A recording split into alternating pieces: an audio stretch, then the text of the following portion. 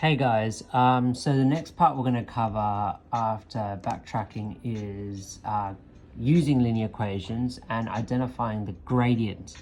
So essentially you may have seen signs along the side of a road indicating a steep section of a road. I'm not sure if you guys seen that. So sometimes the signs indicate that the gradient or a slope of a road using numbers such as gradient of 1 in 4. This means that the road rises vertically a distance of 1 meters for every 4 meters in horizontal distance, or has a vertical rise of 1 meter for a horizontal run of 4 meters. Another way of describing this is as a gradient of 1 over 4 or 25%. So basically a gradient is essentially a rise over run.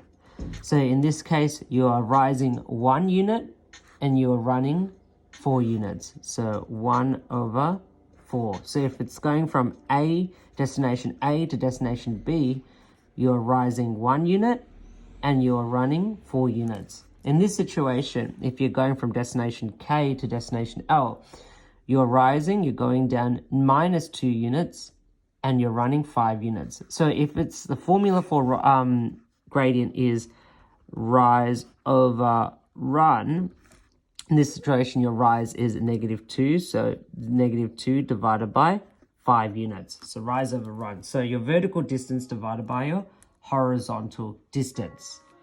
The other mathematical formula for the gradient is so another word to write gradient in maths is m. Now the formula that we use to find out the gradient is y2 minus y1 over x2 minus x1.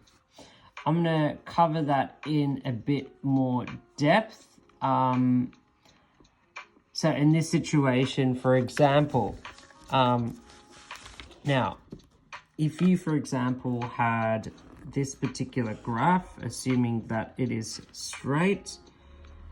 Okay, so let's say that coordinate there is 0, 6, and this coordinate here is 2, 0.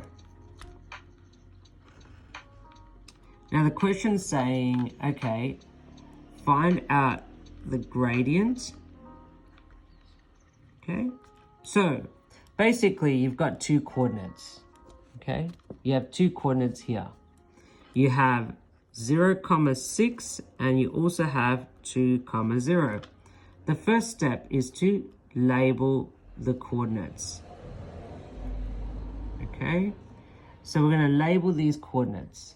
So you're going to label this one as being x1, y1, x2, y2. Now the second step after that is to write down the formula. So you're going to write down the formula. The formula is m is equal to y2 minus y1 over x2 minus x1. The third step is you're going to substitute, okay, the values into the formula. So what are the values? So you have y2, which is m is equal to y2. What's our y2? 0 minus our y1, which is 6 divided by x2. What's our x2? 2. Take away our x1, which is 0. So you're now left with 0 minus 6 is -6 divided by 2 take away 0 is 2. So m is equal to -6 divided by 2. Can you simplify that? What's 6 divided by 2? 3. But because there's a negative there, it's going to be -3.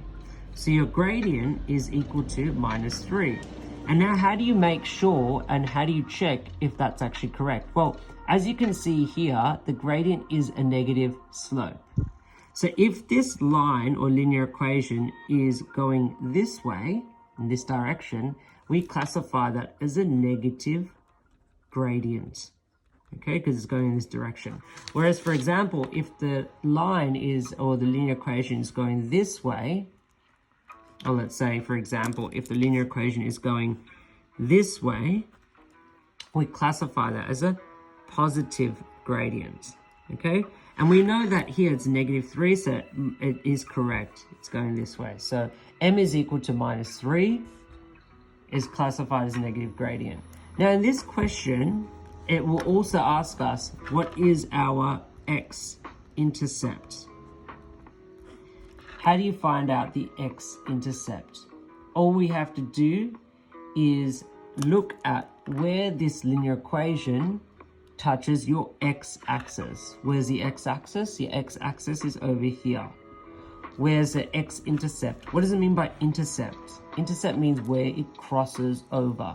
Okay, so in netball or basketball, we describe basketball players or netball players as intercepting one another.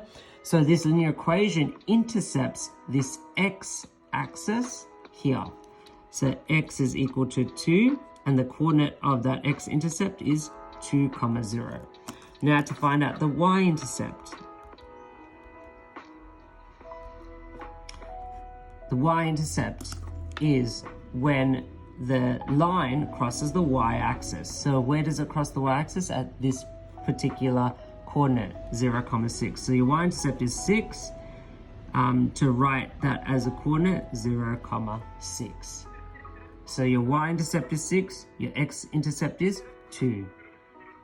Okay, I'm going to go over the question in the next video, but essentially that's how you find out the gradient.